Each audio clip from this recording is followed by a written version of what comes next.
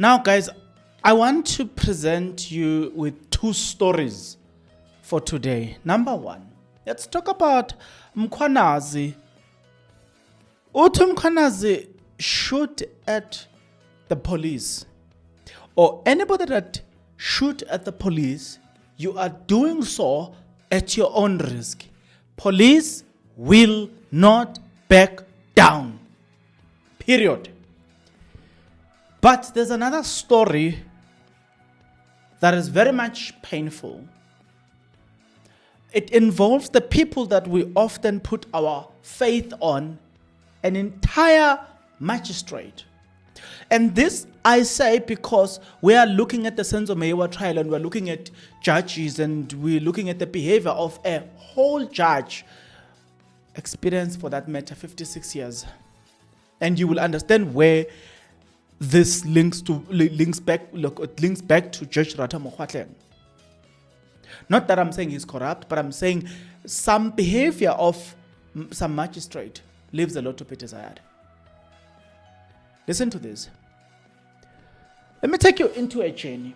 I'm going to insert a video from Mkwanazi where he speaks about this.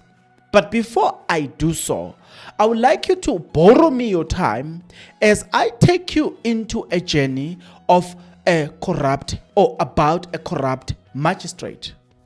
Allow me to read this. I'm not going to read the entire story, but let me try to the best of my ability to go as fast as possible. On and about the 2nd of June 2025, and what should have been a date allocated for a sentencing for a matter of the state versus Lamini. Others or state versus Lamini and others took a dramatic turn of event as Magistrate Muntu Khumalo took center stage with a full gallery at Pinetown Magistrate Court. The defense represented by Advocate Brewster and Matlamela, as well as Attorney de Klerk and Dembe, led a strategic legal attack on the judgment handed down by the very same magistrate. The crux of their arguments was the actual validity of the judgment itself. Their contention is what brought the magistrate Khumalo under serious fire, as Advocate Brewster and Matlamela were relentless in their questioning of the magistrate judgment in respect of the 4 cases law that were cited in his judgment that were shockingly fake. An entire magistrate quote fake case law and based the judgment on fake case laws. Listen to this. These 4 cases were non-existent with no authentication and cannot be verified. According to Advocate Brewster and Matlamela, these cases laws cannot be found in any of the South African case law records, not in books or computer archives. Magistrate Khumalo responds for this allegation as shockingly unapologetic, stating that those issues should be addressed in the appeal, and that was not going to entertain it in court. This sparked an outrage in defense team, and they fiercely contested Magistrate Khumalo's judgment, and further stating that the non-existent cases laws renders the judgment invalid. The defense team then demanded clarification on the precedents before proceeding to the sentencing, questioning the validity of the judgment itself. And a separate development in the same matter is that Magistrate Khumalo has been reported to the Magistrate Commission regarding the judgment in question, and this is currently pending on outcome based on the investigation. It is unfortunate that a case of the state versus Lamini and others not received the desired media coverage or exposure it deserves since 2022. But here's the point that I'm driving home here, is that we will see. Thanks to Patricia Marshall for this update. We will follow up on the story. But I want you to think for a moment. Look at the fact that EMK part once raised this issue that judges and magistrates must be audited.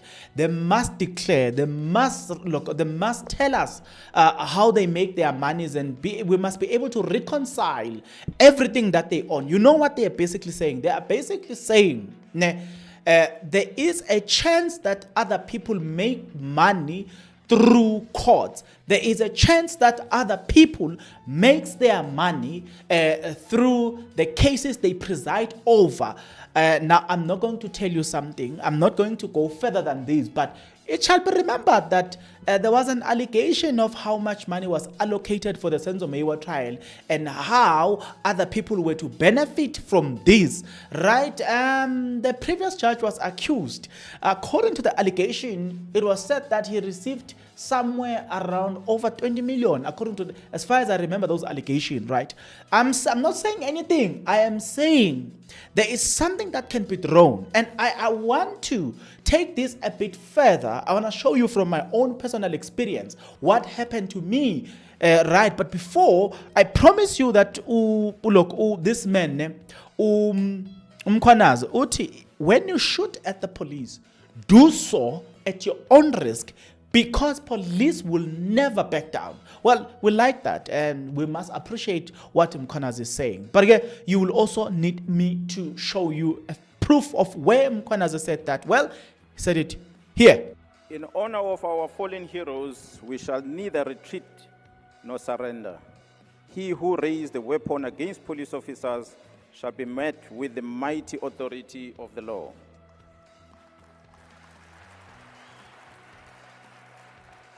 Police will not back down on any shootout. We shall continue to face criminals head-on, and no criminal is untouchable. KwaZulu-Natal recorded at least 38 incidents of shootout between the police and the criminals. In one shootout incident, at least 10 or so police officers were involved. This means that if criminals were successful in their mission, this province could have easily lost over 300 police officers in 1 year at the hands of criminals. Premier, we are hosting these Excellence Awards in the month of June, which has been dubbed the Youth Month in our country. We are pleased that the 34% of our functional workforce are still in their youth. Okay, now, you see, the issue of corrupt officers of the law is disheartening. Let me tell you what happened to me. On the 27th of November 2024, a magistrate rejected my application not on the basis of the fact presented to the magistrate, but on the basis of, man, this one is too old. Did you hear that? Exactly that.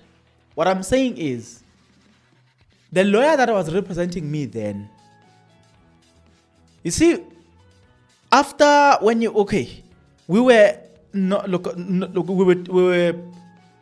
when you enter Randburg Magistrate Court, we were doing, this application was under family court.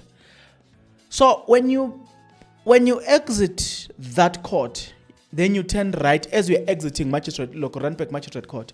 When you turn right, you jump the first toilet, will be on your right. As you go forward, the second toilet also will be there.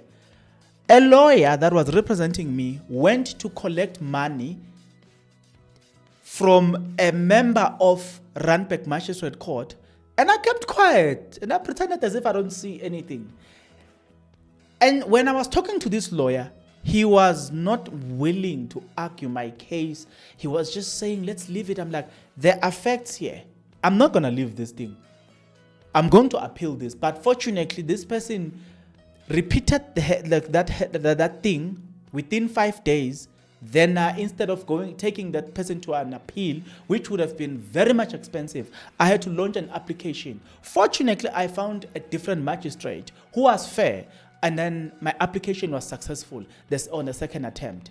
But what I'm saying is, I don't know what is happening, but there are things that are happening in courts. And I'm not saying everybody does that, but I'm saying there are things that are happening in courts.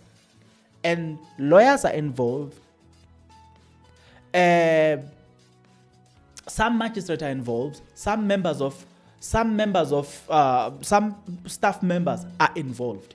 And I'm gonna say this with my chest out, because there were about 8 magistrates that were suspended around 2022, 2023. Found one of them went as far as presiding over a case of his cousin, and acquitted or ruled in favor of his cousin. You cannot preside over a case that you've got conflict of interest in. Another person must preside over. It's a non-thing. But I'm saying, you have that link back to the allegation I told you on the Senzo Mewa trial. I'm not going to go deeper here, based on the information that there was a video that I once did and I omitted certain part intentionally because it would have put the life of Advocate Tefo in danger. But what was revealed there, the meeting where the money was allocated, I want to end it there. But I'm saying we will follow up on the story of a corrupt magistrate as it has been alleged. I will take it up and I will follow up. What I'm asking myself is, don't you notice that we are now seeing corruption taking or playing itself out broad daylight, and it looks like these people are not afraid. And I'm going to show you this, that it looks like now we are dealing with people who are bold in their decision. They are not afraid to make critical decisions that involves corruption, because maybe these things or they will never be held accountable. Maybe that's the thing. But I want us to no man, this topic is very yeah man, but let me not go a bit deeper from here. I'm just gonna leave it here. Here is what you need to understand: the people that we will least expect to be corrupt are corrupt. Imagine a whole magistrate, a whole judge being found to be involved in corruption. Imagine a whole magistrate quoting fake case law. This is to say, imagine a lawyer quoting a fake case law. What did you go to school for? Why did you even go to school to begin with? By the way, this same magistrate has been reported. He is under investigation. We are just waiting for the outcome, and we will follow up as it has been alleged. I want to leave it here for today. Mkwanazi, shoot at the police at your own peril.